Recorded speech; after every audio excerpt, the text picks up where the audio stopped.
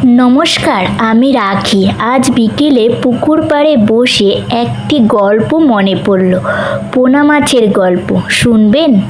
বিশ্বাস করুন, আপনার চোখে জল আসবে, আবার মুখে হাসিও ফুটবে। চলুন শুরু করি গল্পটা। তখন আমার বয়স 10। বর্ষাকাল। বাবা হাট থেকে এক হাঁড়ি পোনা মাছ আনলো, আমাদের পুকুরে ছাড়বে। মা বলল, রাখি, রোজ বিকেলে মুড়ি দিবি ওদের, ওরা বড় হবে, তারপর আমরা খাবো। আমি তো মহা খুশি। রোজ স্কুলে থেকে ফিরে বই খাতা ফেলেই পুকুর পাড়ে ছুটতাম। এক মুঠো মুড়ি নিয়ে আয় আয় করে ডাকতাম।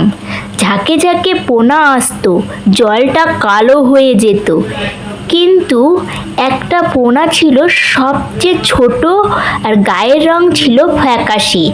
বাকিরা ওকে খেতে দিত না, ঠেলে সরিয়ে দিত।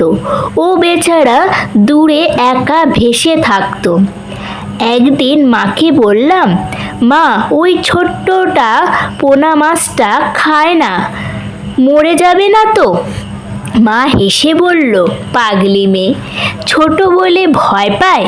তুই ওর জন্যে আলাদা করে মুড়ি দে, দেখবি একদিন ওই সবচেয়ে ছাড়িয়ে যাবে।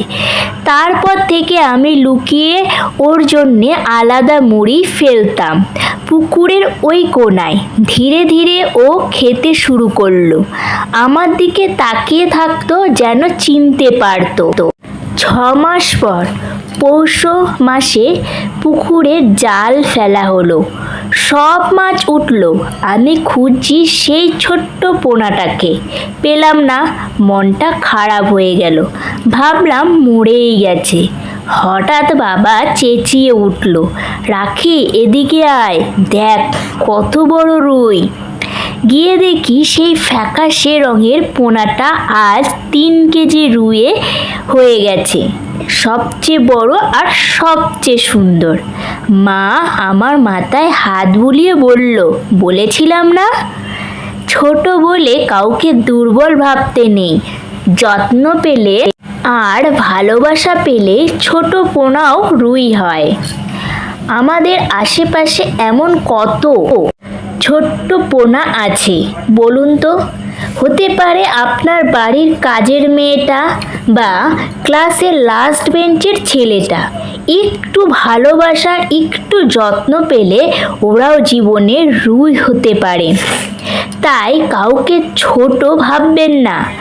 আজ যে ছোট, কাল সে হয়তো সবার সেরা। ভালো থাকবেন।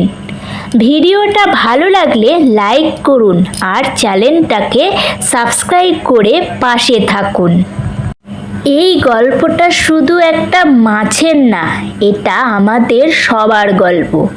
ছোট থেকে বড় হওয়ার গল্প, ভালোবাসা পেলে কিভাবে জীবনে বদলায় তার গল্প। আপনার জীবনের পোনা মাছকে কমেন্টে জানান।